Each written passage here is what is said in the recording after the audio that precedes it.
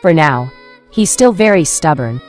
But for the moment, I have him backed into a corner where any move on his part results in losing everything.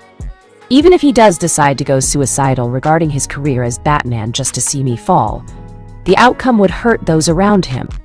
He won't risk that, said Menma while Mercy nodded before she smirked. So, can we continue what we were doing with Pamela before this rudely interrupted us from the start? Asked Mercy with lust in her eyes. Of course. Poor Pamela must be frothing at the mouth, and loins with need by now from the bondage position I placed her in, using the plants I commanded to tie her up. We never did free her from them before leaving, did we? Commented Menma while Mercy's smirk became more mischievous. Maybe, replied Mercy, while Menma walked over to the smirking woman and kissed her passionately, while grabbing Mercy by the ass. Such a naughty woman you are, Mercy Graves. I think Pamela is going to have you as a bondage playmate. One where you two are tied together and connected at the hip, said Menma while Mercy moaned from his ass groping. Well, at least I'll be in good company, remarked Mercy while Menma grinned at her with lust burning from his eyes. Damn, he loved being a shadow clone of Naruto. Batcave sometime later. Batman was livid. The entire operation not only ended in failure, but the penalty for ever remotely trying again would result in exposure and arrest of his person, with the media going into a feeding frenzy. It would cause major domino effect for everyone who knew Bruce Wayne and Batman. Not to mention Robin and Batgirl, especially Batgirl, would be put in harm's way from this. Nightwing not so much, since he had broken away from Batman for some time now, and wouldn't be hounded as much. But the most harm would come to Alfred and Damian. Alfred would most likely have to leave for England to retire there under the protection of his government for years of loyal service before anyone had the mindset to target him. As for Damian, he would most likely be taken away by Talia to ensure the boy wasn't scarred completely in the event something like that happened. We can't make a move on him, whispered Batman while slamming a fist into the Bat-computer's console angrily. Maybe we should stop trying, offered Robin while Batman turned to look at him. What? Asked Batman in a low voice. What Robin is trying to say is, well, he has us dead to rights. One false move and we are all going to prison. You, me, and Tim will get taken down. We can't escape such a thing if caught with the evidence Menma has on us. The Justice League will cut you loose. And if this guy is the master ninja you suspect him to be in secret, he will tell everyone Bruce Wayne is Batman. Meaning everyone connected to Bruce Wayne will be put under the world's biggest media microscope, with who you have been in contact with and what you did growing up following the death of your parents. Do you really want to risk that? Said Batgirl while Batman looked away. No, but I can't let him get away with what he's done. The people he's killed, whether by his own hands or those of his subordinates, I have to take him down. I must, exclaimed Batman while he looked determined to stop this enemy. No, you don't, beloved, said Talia while coming down the long line of steps toward him. Talia, said Batman while she nodded. Okay, we're leaving. This is super grown-up time, remarked Batgirl while pulling a now slightly confused Robin away from the strange couple. You should be with Damian, said Batman before he took off his mask. Alfred is watching him. The man acts 10 years younger when around him. It's as if the boy breathes new life into your loyal servant. And as for you, beloved, I would hope and like to think Damian would be resetting your priorities in life, said Talia while Bruce just looked away with conflict in his eyes. He has reset them. You know how I feel about my duty as Batman. Gotham needs Batman. For good or ill, same with the world. It needs me to police the world, to fund the League, to prevent rogue elements from causing untold destruction, replied Bruce, while Talia smiled lovingly at him. I know, but this enemy is not like any you have encountered before, beloved. Not even my father can compare to this man in certain ways. My father will not have you die so soon because he respects you too much despite your moral compass towards life. This enemy is similar him to that regard, but only to a certain point, and will not hesitate to end you if provoked too far. You are reaching the point where your enemy will end you one way or another if you try any more attempts. He knows this. I know this. You know this. Do you really wish history to repeat itself, beloved? To have your son lose you? To lose his father? To become the new Batman in the years to come? Questioned Talia, with the man in front of her closing his eyes. No, whispered Bruce, despite hating himself for saying the word, but knew she was right about him possibly dying, and Damien following the same path he did soon after when old enough. Only there was a chance of the boy, his son, staining his hands in blood and becoming his grandfather's successor to the League of Assassins or Society of Shadows. A time will come when you must put away the cape, the cowl, the mask, and this cave with all its tools you use to wage war against crime. You are not just Batman. You are Bruce Wayne. My beloved, I want you to be happy. I want to be with you. I want both of us to be loving parents to Damien. Please, beloved, please, let this go, if only for now. It's time to be a loving parent to your only child. The world doesn't need Batman right now. What it needs is Bruce Wayne, said Talia, while Bruce sighed and reluctantly nodded. You are right, Talia. Almost all of my life, I have trained every day for the moment I would become Batman. To fight my enemies using the same fear, intimidation, and the darkness itself that they use on innocent lives. The only real difference was I always held back because I did not wish to become the very evil I was fighting. To lose my way, to lose what made me Bruce Wayne, what made me the man I wanted my parents to be proud of in regards to the path I chose in life. I know one day I will have to give up being Batman, but I never imagined it would be like this. If my enemy chooses, he could end my life, or expose Bruce Wayne as being Batman, which would result in everyone who has known me being targeted. Including you, including Damien. My only real option in preventing the people I care about from being hurt is to stop being Batman. I can accept that outcome, but what I cannot accept is it not being of my own choice. If I am to give up being Batman, if only for a time, it must be done because I wish it to end it, not because someone is forcing me to end it, said Batman, with Talia smiling at him. And how many times have you forced someone to end something about themselves they did not wish to see end? To give up a piece of themselves or risk facing your wrath. You can't have it all your way, beloved. There are some things beyond even your control. You may wish to control every moment of your life, but there are powers in this world, and beyond that will deny such a wish. If there is one thing I have learned, it is one must at times accept what is forced upon us. Resisting would only cause more harm than good. Harm not only to yourself, but to others around you. People you love and don't want to see paying the price for your actions, replied Talia while she moved closer to him, and saw him sigh. I hate it when someone outside of myself is right about these things, remarked Bruce, while Talia chuckled. You are a stubborn man, beloved, and in most situations, you would indeed be the victor in the end. However, there is one thing you cannot win against no matter how hard you try, or train to win against, replied Talia while she smiled further at him. And what is that? Asked Bruce while Talia moved closer. Winning an argument with me. It simply cannot be done, my beloved, whispered Talia before she kissed him right on the lips. Unknown location. I can see why Superman saved your life. Any man would seeing you in that revealing two-piece bathing suit, said Naruto to a certain fire-based woman named Claire Selton, who went by the name Volcana on account of her unique powers being of the fire-based persuasion. If Naruto didn't know any better, he would have sworn that this woman was Terumi Mai's reincarnation. Flattery will get you nowhere with me, no matter how true said flattery is by a handsome man such as yourself, remarked Volcana with a smirk. Now, who is being the flatterer? Though you are fortunate I decided to visit you instead of someone else.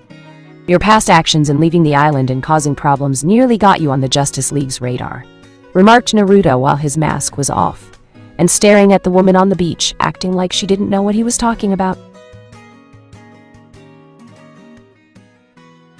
But Naruto knew. Volcana had been on the island, given supplies by Superman to stay nice and be a good person. She tried that for a while, and it worked too. She stayed away from the life of crime and setting fires. She still practiced using her powers, aiming the fire into the ocean, of course, since burning the entire island would be bad, to keep her skills sharp. But after a while, the desire to leave the island and some fun came back to her. The call of life beyond the island screamed at the woman, and Volcana answered the call. She had fought Supergirl at one point and lost, but quickly retreated back to the island, where Superman didn't look pleased. It had been the first time in a long time that Volcana had felt ashamed of herself, since she had been given a second chance by Superman. To live a happy life away from being just another supervillainess thrown into prison, or taken away by the government to be their pawn. And how did Volcana repay the Man of Steel? By betraying his kindness, fighting his cousin, and basically throwing his generosity out the window. But bless his big heart, Superman gave her yet another chance, and Volcana had taken it. For the most part. After rumors somehow got out on one of her more discreet trips into the world, she had learned Superman wasn't living on the planet anymore. Apparently, the Man of Steel was getting married to a queen on another planet, who could fight, and had high standards in what she wanted in life in terms of a man. The fact she chose Superman of all beings, and no other, meant the Man of Steel had more than just a big heart, but something else further south between his legs that nice form-fitting suit kept hidden. If she had known that, Volcana might have tried harder to seduce the Man of Steel. But in truth, the woman wasn't sure if even she could handle such a man on a sexual level. The Justice League doesn't concern me. They don't have the teeth they used to in putting down people like me. Without Superman or Wonder Woman, the League doesn't worry me as much, replied Volcana casually. True. I suppose without those two heavy hitters, plus a few others no longer around, the Justice League isn't the fearsome entity it once was when first founded. But the criminal population isn't quite what it used to be either. Thanks to me, said Naruto while Volcana stiffened and glanced at him. I see. You are the one killing violent psychopaths without mercy, said Volcana while she discreetly made a small fireball in her hand. Only those in Gotham. They deserved it, replied Naruto casually, while Volcana just narrowed her eyes. It seems to be a good thing we are not in Gotham, remarked Volcana with Naruto just shrugging. I suppose. I am also responsible for killing quite a few high-ranking shadowy power control freaks for government figures, all of whom make secret organizations to exploit people like you for their own benefits, said Naruto while Volcana's guard lessened, if only slightly. Why are you here? I may have done a few bad things, but nothing too serious, said Volcana while Naruto smirked. They haven't been too serious lately, because I have been secretly using my skills to cover your tracks to the point where no one knows it is you. You're welcome, by the way, remarked Naruto, while the woman turned fully on the sandy beach to stare at him. And let me guess, you want me to repay you for your generous services? Questioned Volcana while Naruto smirked. Tempting from the suggestion, but no. Not right now unless you want to willingly of your own volition. I'm actually here to offer you a means of being in the outside world and live the good life, said Naruto, while the woman sitting on the beach in her orange-red bikini looked at him in surprise. And what offer could you possibly possess that I might want? Asked Volcana, curiously while Naruto's smirk increased. Ever heard of Whirlpool Inc. and their villain rehabilitation program? Asked Naruto with Volcana looking slightly interested. The one where they take a person's powers away and employs them afterwards on a form of probationary period. Questioned Volcana with Naruto nodding. The very same, answered Naruto with Volcana frowning. Forget it. I may want to walk around the outside world, but I won't do it without my powers and being a weak nothing in the process, replied Volcana with a small huff. The ability to have your powers removed after some non-invasive testing is optional if you don't want to lose your powers. But the company would sponsor a probationary period with you in which you would work for Whirlpool Inc. on the condition you stay on the straight and narrow path, said Naruto while Volcana looked at him with pure skepticism. And what job would a woman like myself get that could keep me from being a bad one like I usually am?" asked Volcana while Naruto smirked more. "Well, aside from being in various commercials showing off our products, I can get you a modeling gig that pays well and shows off your fiery nature," offered Naruto, with the woman in front of him now looking more interested. "Let me get this straight, honey. I head back to civilization, I turn myself in, and proceed to getting placed in this corporate-sponsored probationary period. Once I do, I still keep my powers and get paid a lot of money working for said company, doing commercials when I'm not modeling." "Did I get all of that?" asked Volcana while Naruto nodded.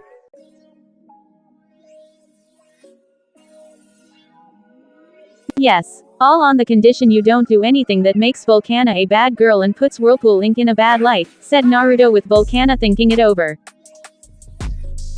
"Who would I model for? I won't work for just anyone. It has to be someone who is very respected and doesn't treat women like yesterday's garbage should they gain a pound or two," replied Volcana, with Naruto just shaking his head slightly at her question.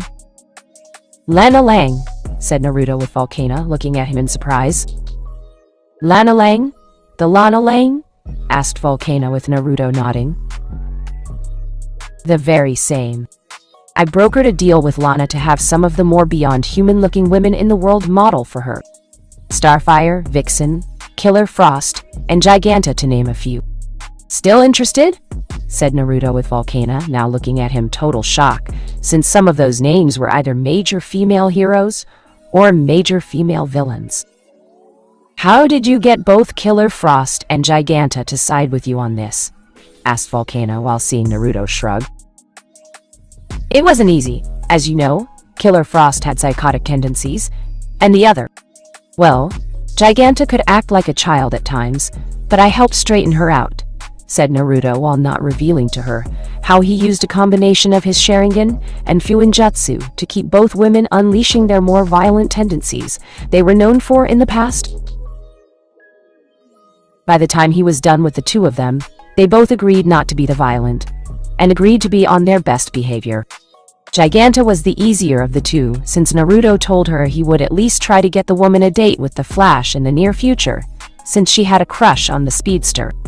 Killer Frost had to be mentally broken before he put her mind back together. But it had worked in the end, and the woman was more sane, so she didn't have to lash out at everyone in order to kill them. It also helped that his Fuinjutsu he used would allow Killer Frost to turn said ability on and off with her looking like a normal person, unless she needed said power to be activated when necessary.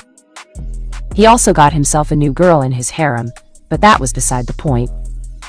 "I don't like sharing the spotlight with other women," remarked Volcana, with her ego in being the #1 hottest woman around coming to the forefront.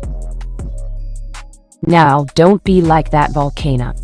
What I am offering is a clean slate, no hassle from the government to be their pawn, and 2 high-paying jobs that make you more money than you could gain from criminal activity," said Naruto, with Volcana thinking it over in her mind. "No strings attached?" asked Volcana, with Naruto shaking his head. "No. Only what I told you. Just be good and don't cause trouble for Whirlpool Inc. or Lana Lang when modeling for her, and we are good as gold," replied Naruto, with Volcana nodding. "Okay, I'll do it. But I want one more thing out of this deal. If only one time from you," replied Volcana before she got off the ground and walked over to him with a sway to her hips.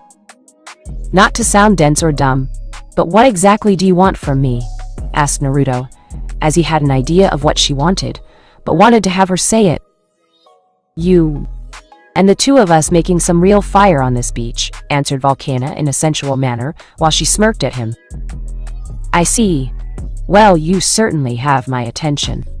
Of course, with a body like yours, only an idiot would not have it," said Naruto, with a smirk of his own. "I think this might turn into something truly hot between us," remarked Volcana while burning her bikini into nothing, and ran a hand along Naruto's shirt-covered chest. "Of that I have no doubt," whispered Naruto before he kissed the woman, and ignored the fact she was burning his clothing off. It wasn't as if he had anything to hide.